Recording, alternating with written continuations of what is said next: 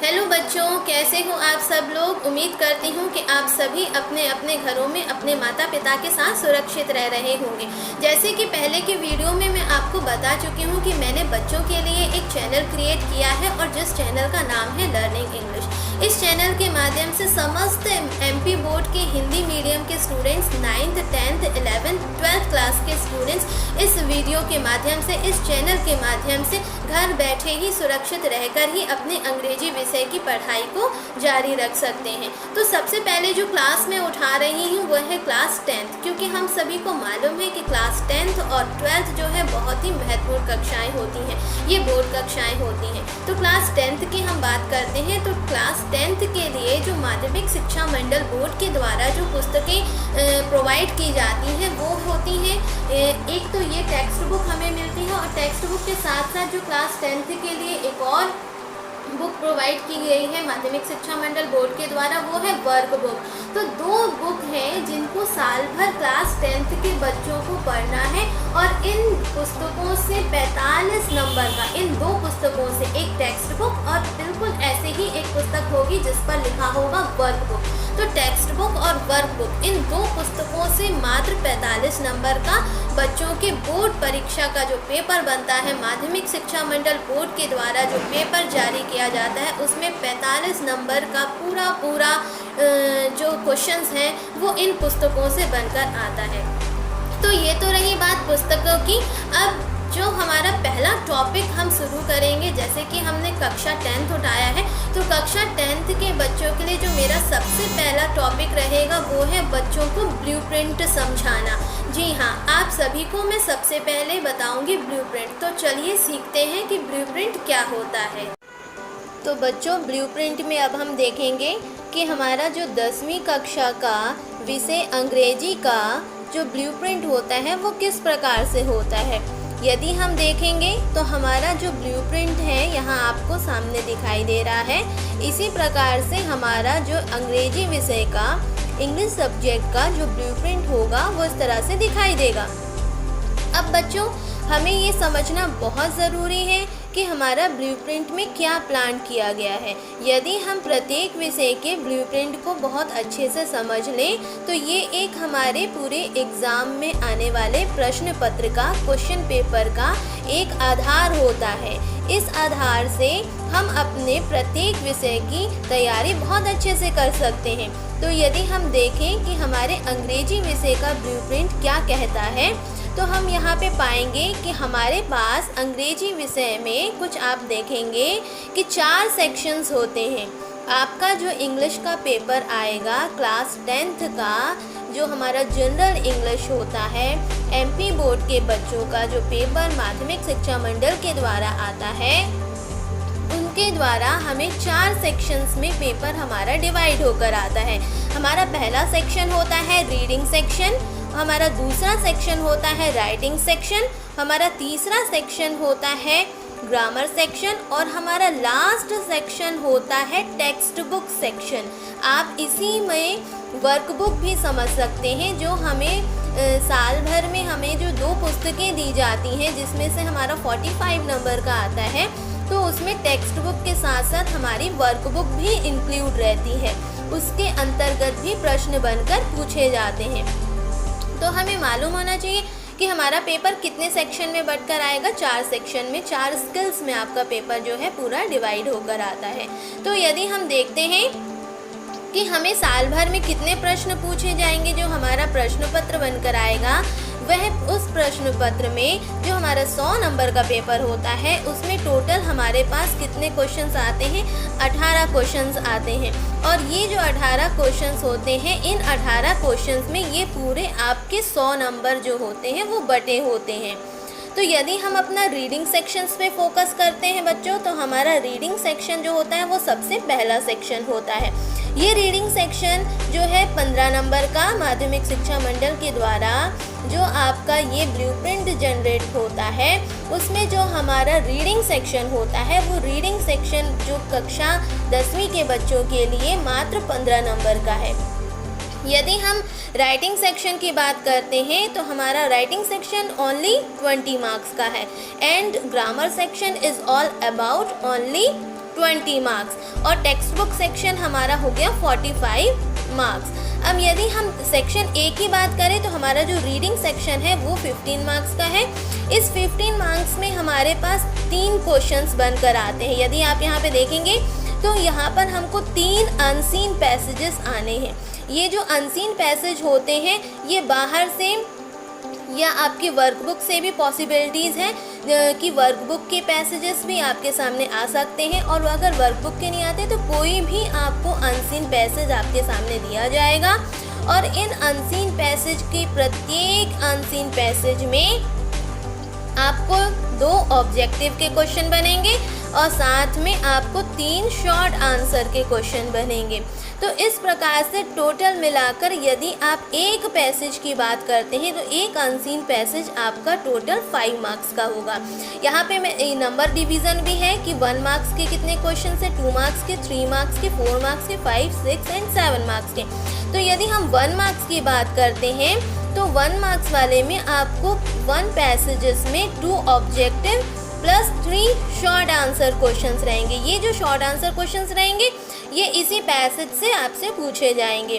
तो टोटल आपका passage 5 marks का आना है। एक पैसेज आपका 5 मार्क्स का आएगा। यहाँ पर आप देख सकते हैं यहाँ पे 5 क्वेश्चंस बनेंगे और ये जो एक क्वेश्चन बनेगा उसके सब क्वेश्चंस 5 होंगे, यानी कि एक प्रश्न, उस प्रश्न में 5 आपको और प्रश्न बनाए जाएंगे। इसके अंतर्गत ये 5 प्रश्न होंगे और इन 5 प्रश्न, ये जो 5 प्रश्न होंगे ये जो होंगे उसमें से 2 आपके ऑब्जेक्टिव होंगे और 3 आपके शॉर्ट आंसर होंगे, और इनके जो आंसर होंगे वो आपको इन अनसीन पैसेज से ही ढूंढ के निकालना पड़ेगा। तो इस प्रकार से, जिस प्रकार से आपने ये एक अनसीन पैसेज देखा, इसी प्रकार से हमें 1, 2, 3 अनसीन पैसेज आने हैं। तीनों अनसीन पैसेज, प्रत्येक अनसीन पैसेज जो होगा 5 मार्क्स का होगा, और इस प्रकार से यदि 3 अनसीन पैसेज होंगे तो वो टोटल 15 मार्क्स के होंगे। तो यहाँ आपका ये 15 मार्क्स जो है वो सिर्फ और सिर्फ अनसीन पैसेज में कवर करेगा। यदि हम इनकी वर्ड लिमिट्स की बात करें तो हमारा जो एक पैसेज होगा उसकी लेंथ आप मान के चलिए, उसके जो कंटेंट की लेंथ होगी 150 वर्ड्स तक की होगी। और यदि आप इंक्लूड करें कि तीनों पैसेज मिलाकर कितना वर्ड लिमिट्स होगा तो 450 वर्ड लिमिट के समथिंग आपका जो है तीनों पैसेज की वर्ड लिमिट होगी। वेरी शॉर्ट अनसीन पैसेज बनकर आते हैं और बच्चों को उसी में से 2 ऑब्जेक्टिव्स बनते हैं प्लस आपको 3 शॉर्ट आंसर्स होते हैं और स्टूडेंट्स को इसी में से फाइंड आउट करना पड़ता है। तो ये हमारा पूरा रीडिंग सेक्शन है। और यदि हमसे पूछा जाए कि हमारा रीडिंग सेक्शन कितने मार्क्स का है तो ये हमारा 15 मार्क्स का होता है। अब हम, और ये एक इम्पॉर्टेंट सेक्शन होता है क्योंकि इसमें हमको इसी में से आंसर को फाइंड आउट करना रहता है। यदि हम अपने दूसरे सेक्शन की तरफ चलते हैं तो दूसरे सेक्शन हमारा होता है राइटिंग सेक्शन। ये पूरा हमारा 20 मार्क्स का है। अब इस 20 मार्क्स का जो डिवीज़न किया है इसमें देखते हैं, हमारा एक पहले आपके पास आएगा लेटर और उसके साथ चॉइस में आपको प्रोवाइड की जाएगी एप्लीकेशन, लेटर और एप्लीकेशन। उसके बाद सेकंड क्वेश्चन जो राइटिंग सेक्शन के अंतर्गत बनकर आएगा वो होगा नोट मेकिंग एंड समरी। तो इसमें आपको नोट मेकिंग बनाना पड़ेगा प्लस साथ में आपको समरी देनी पड़ेगी, और इसके साथ आपको रहेगा कंपोजिशन। ये कंपोजिशन जो होते हैं ये लॉन्ग कंपोजिशन है, इनके अंतर्गत हमें ऐसे पूछे जाते हैं। अब यहाँ पर देख लें कि हमारा लेटर या एप्लीकेशंस जो भी हमारे पास आएगा ये कितने मार्किंग का आएगा, ये हमारा 6 मार्क्स का आएगा। तो ये 6 मार्क्स का आपका एप्लीकेशंस या लेटर्स रहेगा। इसमें आपको चॉइस दी जाती है और जो आपको इजी लगता है बच्चे उसे पिक करते हैं और उसे आंसर के रूप में लिखते हैं। उसके बाद हमारा जो B2 में यानी कि जो नेक्स्ट क्वेश्चन राइटिंग सेक्शन के अंतर्गत आएगा वो है हमारा note making and summary writing. ये क्वेश्चन भी, इसके अंतर्गत भी हमें एक अनसीन पैसेज होता है। उस अनसीन पैसेज के आधार पर ही हम नोट मेकिंग और समरी बनाते हैं। ये जो नोट मेकिंग और समरी का क्वेश्चंस है, इसमें आप देखेंगे यहाँ पे 3 मार्क्स की आपको पूरी नोट बनानी पड़ेगी और यहाँ पे 4 मार्क्स जो इंक्लूड दिए गए हैं, ये 4 मार्क्स आपके नोट में जो आपकी समरी होगी, समरी प्लस आपको टाइटल देना होता है। तो इस प्रकार से 3 और 4 मार्क्स जब आप टोटल करते हैं तो आपके 7 मार्क्स का ये पूरा क्वेश्चन बनता है। तो ये जो नोट मेकिंग का क्वेश्चन है ये पूरा 7 मार्क्स का होता है। इसके 2 पार्ट होते हैं। इस क्वेश्चन के अंतर्गत 2 पार्ट बनकर आएंगे और इसके एक पार्ट में हमको समरी प्लस टाइटल देना पड़ेगा और दूसरे पार्ट में हमें नोट बनाना पड़ेगा। नोट्स उसके ऊपर बनाने पड़ेंगे, जो अनसीन पैसेज हमें दिया जाएगा उसके आधार पर हम जो है उस पर नोट्स बनाएंगे। तो बच्चों, ये जो क्वेश्चन बनकर आता है ये पूरा आपका 7 मार्क्स कवर करता है। और इससे पहले यदि जो राइटिंग सेक्शन में जो पहला क्वेश्चन बनकर आएगा वो या तो लेटर और एप्लीकेशंस दोनों आएंगे, बट स्टूडेंट्स को अपने चॉइस के अकॉर्डिंग 1 अटेंड करना पड़ेगा। तो लेटर्स की यदि हम बात करते हैं या एप्लीकेशन की बात करते हैं, जो बच्चों को इजी लगता है वो अपने हिसाब से प्रेफर करते हैं, तो इनमें हमें चॉइस प्रोवाइड की जाती है। और ये लेटर एप्लीकेशन जो आपके आते हैं वो 6 मार्क्स के आते हैं। तो बच्चों, इसमें ये क्वेश्चन आपका बनकर आना है 6 मार्क्स का। फिर आप नोट मेकिंग जो करेंगे उसमें आपका 7 मार्क्स है। यहाँ पे आप देख सकते हैं 3 + 4 7 होता है और इसके अंतर्गत 2 क्वेश्चन बनेंगे। एक रहेगा आपका टाइटल नोट्स और दूसरा रहेगा समरी। अब लास्ट जो एक क्वेश्चन इसमें बनना है राइटिंग सेक्शन के अंतर्गत, जो लास्ट क्वेश्चन रहता है यानी कि 3rd क्वेश्चन जो बनकर आता है वो आता है ऐसे राइटिंग का। इस ऐसे में आपको 4 से 5 टॉपिक्स दिए रहते हैं और स्टूडेंट्स को अपने अकॉर्डिंग इजी वाला टॉपिक सिलेक्ट करके उस पर ऐसे लिखना पड़ता है। ऐसे के मार्क्स जो हमें डिवाइड किए गए हैं या ऐसे के मार्क्स जो हमें प्रोवाइड किए गए हैं वो 7 मार्क्स का है। पूरा 7 मार्क्स का आपका एक ऐसे आपको लिखना पड़ेगा। ऐसे की वर्ड लिमिट्स आप 250 अप्रॉक्स मान सकते हैं। अब उसके बाद जब हमारा रीडिंग सेक्शन और राइटिंग सेक्शन कंप्लीट हो जाएगा, उसके बाद हमारा 3rd सेक्शन आता है, वो है ग्रामर सेक्शन। ग्रामर सेक्शन भी आपका एक बहुत इंपॉर्टेंट सेक्शन है, क्योंकि क्लास 10th में हमारा जो ग्रामर सेक्शन है वो 20 मार्क्स का है।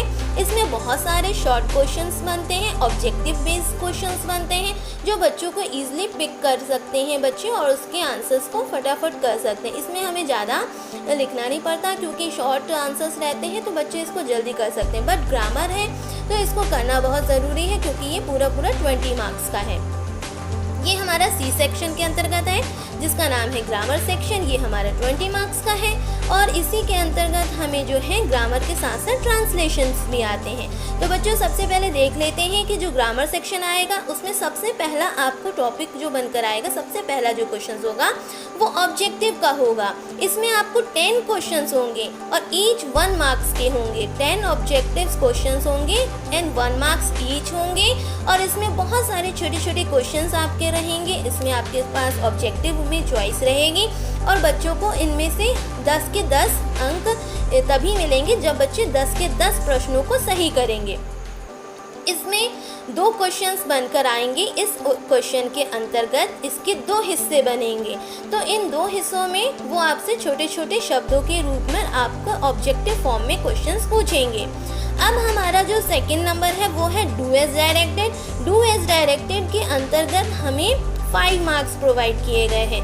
इस डू एज डायरेक्टेड में जैसा हमें कमांड दिया जाएगा, ब्रैकेट के अंतर्गत आपको जो भी कंडीशंस बोली जाएंगी आपको उसके हिसाब से काम करना पड़ेगा। उसके हिसाब से आपको अपने वाक्य को परिवर्तित करना पड़ेगा।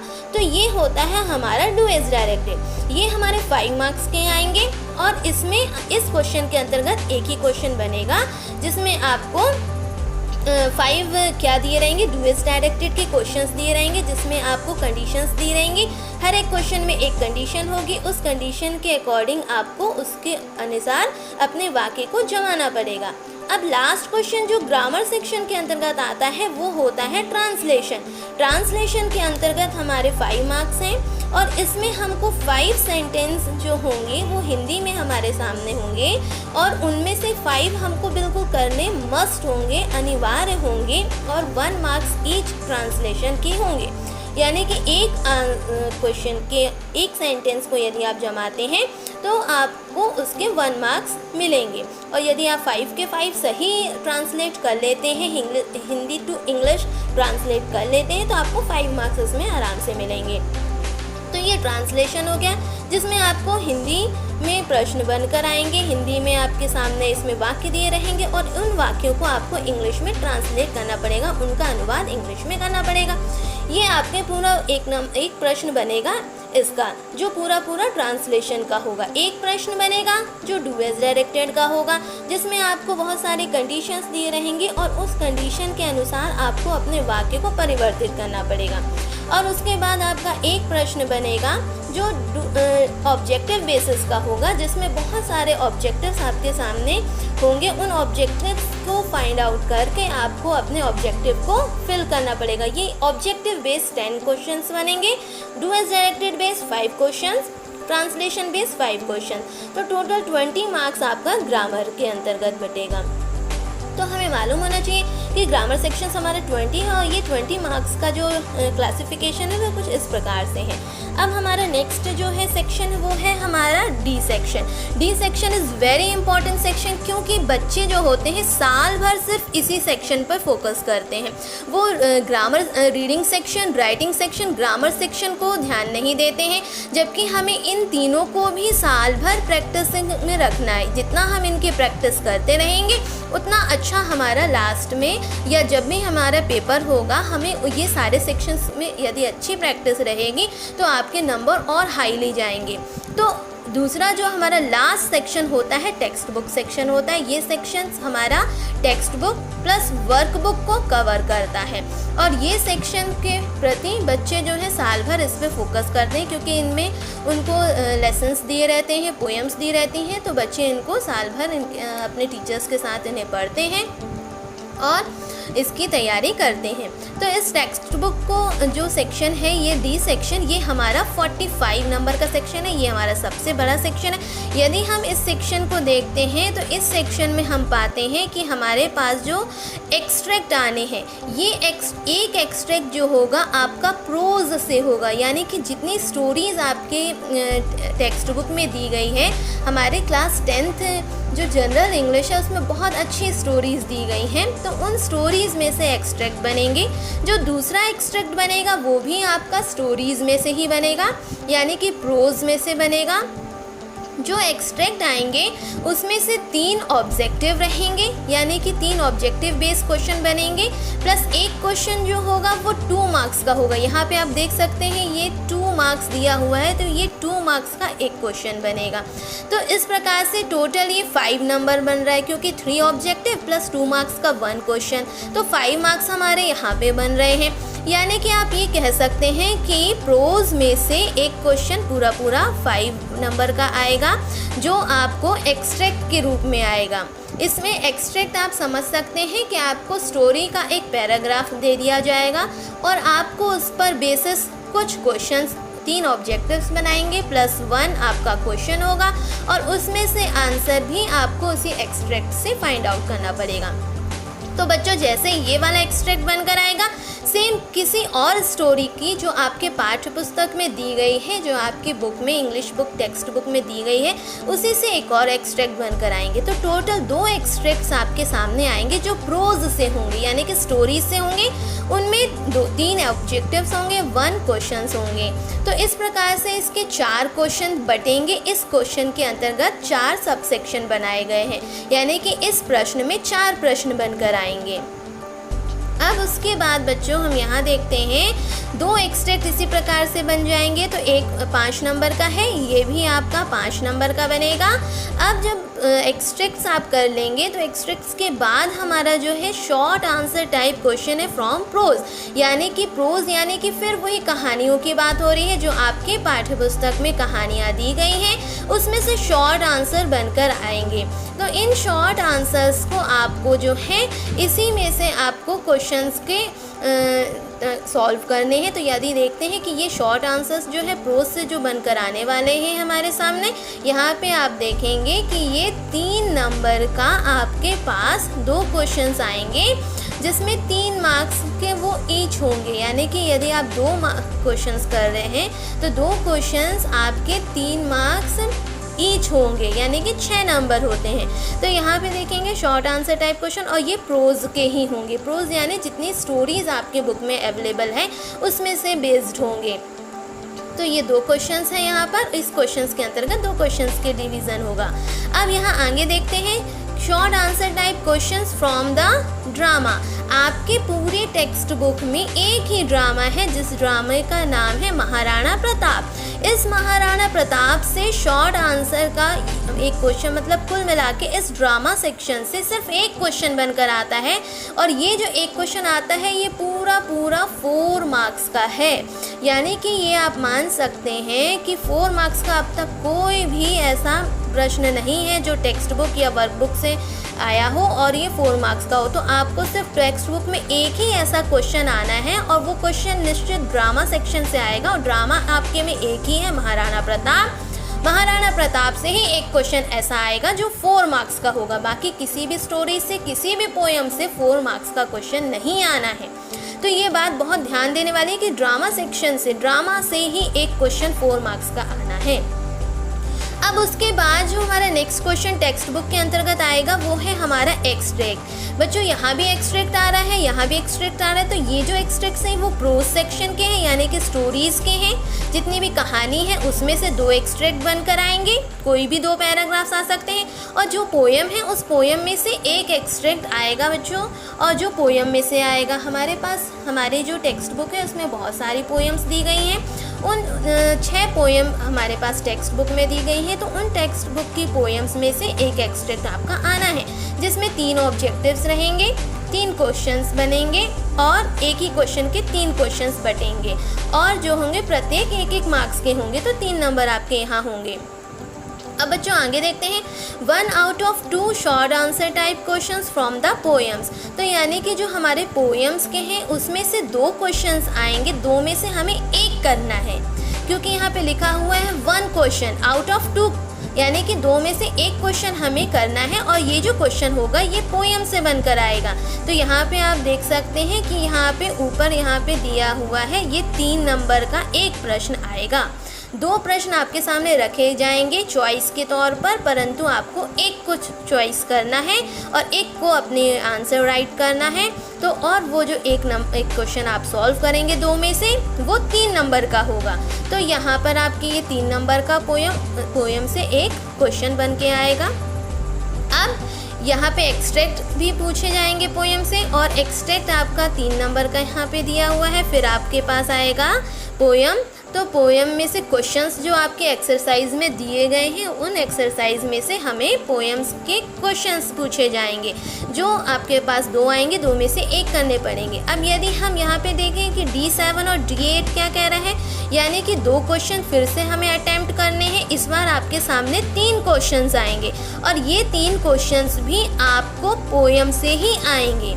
जी हाँ बच्चों, तो आपको ये मालूम होना चाहिए कि आपके कितने पोएम में से कितने क्वेश्चंस बनकर आ रहे हैं। तो यहाँ पर आप देखेंगे एक एक्सट्रैक्ट आपका पोइट्री से आएगा, उसके बाद एक्सट्रैक्ट जैसे एक्सट्रैक्ट क्वेश्चन के बाद वाला जो क्वेश्चन आएगा वो भी पोएम से ही 2 क्वेश्चन बनकर आएंगे, जिसमें से हमें एक ही क्वेश्चन करना पड़ेगा, और वह एक क्वेश्चन का जो नंबर है वो 3 है। यहाँ पे आप देख सकते हैं ये एक क्वेश्चन करेंगे आप, और ये 3 नंबर का होगा। उसके बाद 7 और 8, ये जो नेक्स्ट 2 क्वेश्चंस हैं, इसमें आपको 2 क्वेश्चंस, मतलब एक ये 7 नंबर का और एक 8 नंबर का, ये 2 क्वेश्चंस आपको करने हैं। इस वाले पार्ट में आपके पास 3 क्वेश्चंस होंगे। इन 3 क्वेश्चंस में से 2 आप अटेम्प्ट करेंगे, और ये जो 2 क्वेश्चंस आप अटेम्प्ट करेंगे ये भी पोएम से ही बनकर आएगा।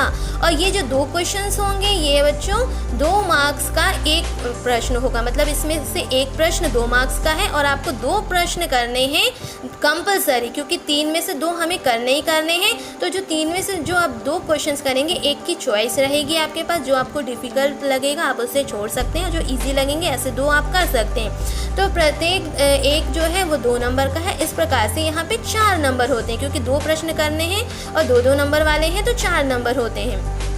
तो यहाँ के इस क्वेश्चन में 2 पार्ट डिवाइड होकर आएगा, 2 क्वेश्चंस में बंट कर आएगा ये। अब उसके बाद हम नेक्स्ट देखते हैं D9, D10 एंड D11। तो बच्चों ये जो नेक्स्ट 3 क्वेश्चंस हैं, इसमें हमको 3 प्रश्नों के उत्तर देने हैं 4 प्रश्नों में से, यानी कि आपके पास 4 प्रश्न आएंगे। और ये जो 4 प्रश्न आएंगे बच्चों, ये वर्क बुक से ही आएगा।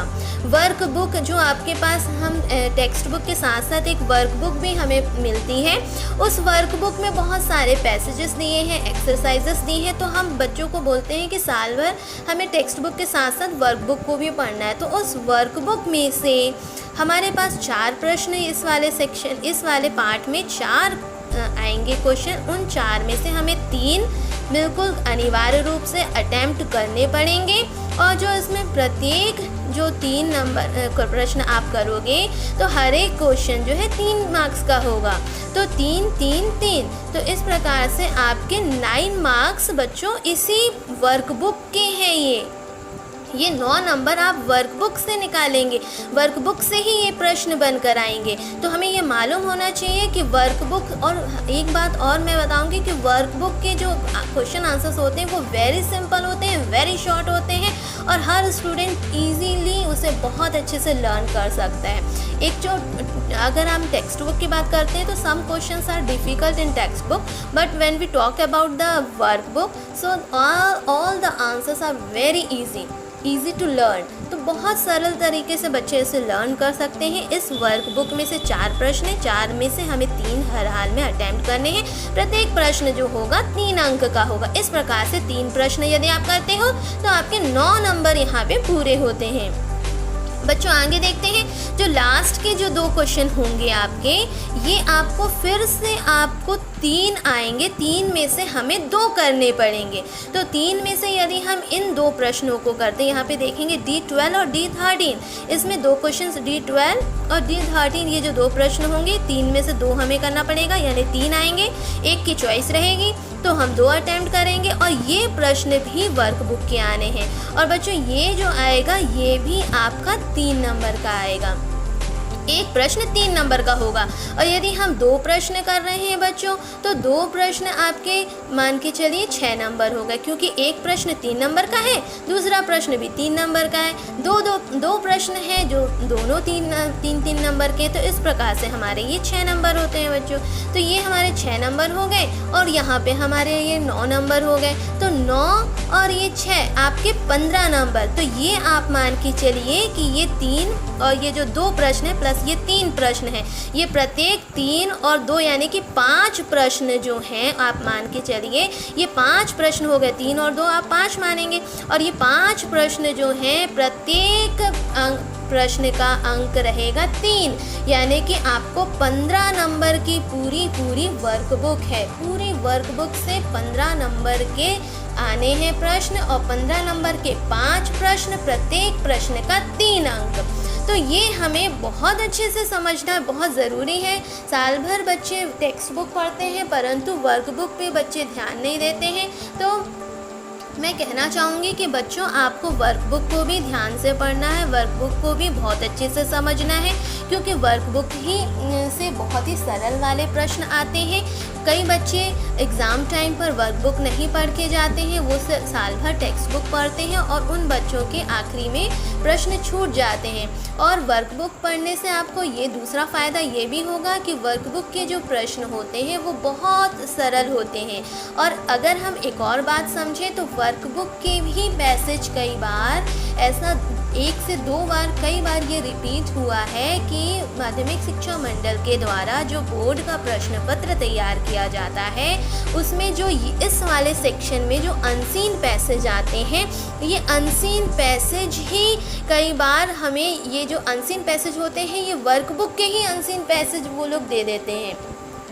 तो बच्चों को बहुत फ़ायदा होता है यदि वर्कबुक का ही कोई पैसेज अनसीन बनकर हमारे पास आ जाता है, तो बच्चों को डबल फ़ायदा होता है। और दूसरा फ़ायदा तब हो जाता है जब जो पैसेज उन्होंने वहाँ दिया हुआ है उसी पैसेज में से यहाँ कुछ प्रश्न पूछ लिया गया, और ये प्रश्न हमारे पास, यानी कि हमें लेसन भी दे दिया उन्होंने और यहाँ पे क्वेश्चन भी दे दिया, तो हम बहुत ईजिली इसके आंसर यहाँ से निकाल सकते हैं।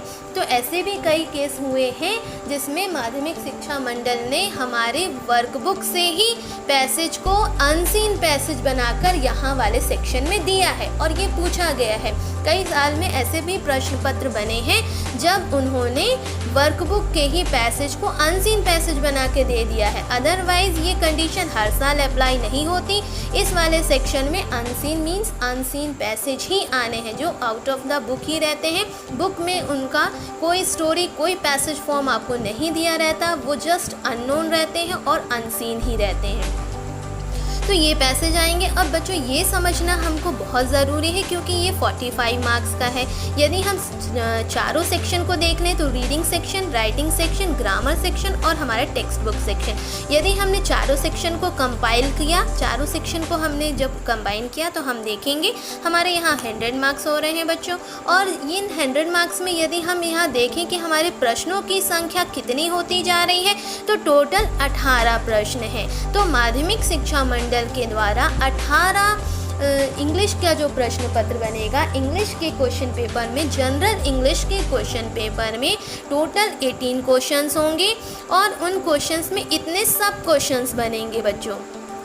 तो हमें विशेष ध्यान देना है कि टोटल 18 प्रश्न आपके सामने प्रश्न पत्र में आएगा और वो जो 18 नंबर होंगे, ये जो 18 प्रश्न होंगे, ये 18 प्रश्न जो हैं आपके 100 नंबर को कवर करेंगे। अब यदि आप पूछें कि ये 100 नंबर कहाँ कहाँ डिस्ट्रीब्यूट हुए हैं तो ये हमारा जो फर्स्ट सेक्शन है उसमें 15 मार्क्स डिवाइडेड है, सेकेंड सेक्शन में 20 मार्क्स है, थर्ड में 20 मार्क्स है और फोर्थ में हमारा 45 मार्क्स है। अब बच्चों यहाँ पर भी दो डिवीज़न है, एक टेक्स्ट बुक प्लस दूसरा वर्क बुक है।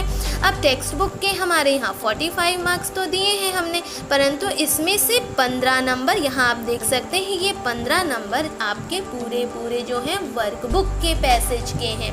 तो बच्चों ये हमें बहुत अच्छे से समझना ज़रूरी होता है क्योंकि जब हम अच्छे से ब्लूप्रिंट समझेंगे तो इससे हमें एक आइडिया हो जाएगा कि हमारा पेपर किस पैटर्न पर बनकर आएगा। और यदि हम ब्लूप्रिंट को अच्छे से समझ लें तो ये आपका पूरा बेस है आपके एग्ज़ाम पेपर को सॉल्व करने का। किस पैटर्न पर आपको तैयारी करनी है, कौन सा यूनिट्स कितने नंबर का है और कौन सा कितने कम नंबर का है, कौन सा ज़्यादा नंबर का, ये हम अपने ब्लूप्रिंट के माध्यम से बहुत अच्छे से समझ सकते हैं। तो मैं सभी बच्चों को बोलूँगी कि आप ब्लूप्रिंट को ज़रूर कंसर्न करें और ब्लूप्रिंट को समझने के बाद ही आप अपने सब्जेक्ट पे जाएं। तो ये शासन के द्वारा जो हमें ब्लूप्रिंट प्रोवाइड किया गया है, सभी बच्चे इसको ध्यान से समझेंगे और इसके सारे जो सेक्शंस दिए गए हैं उनको सेक्शंस को भी हमें समझना है। समझने के साथ साथ हमें मालूम होना चाहिए कि हमारा कौन सा सेक्शन कितने नंबर का है, उस सेक्शन में कितने प्रश्न आएंगे और उन प्रश्नों में क्या क्या आएगा। तो बच्चों इस प्रकार से ये आपको एक आइडिया है जिस आइडिया पे चलकर आप अपने इंग्लिश सब्जेक्ट की तैयारी बहुत अच्छे से कर सकते हैं। तो बच्चों नेक्स्ट क्लास में मैं आपको अब आगे का आपकी टेक्स्ट बुक और वर्क बुक के बारे में बताऊंगी। आज के लिए बस इतना ही। तो उम्मीद है आप सभी को ये समझ में आया होगा और यदि आपको इसमें कोई दिक्कत जा रही हो तो आप मुझसे कमेंट करके पूछ सकते हैं। Okay, thank you.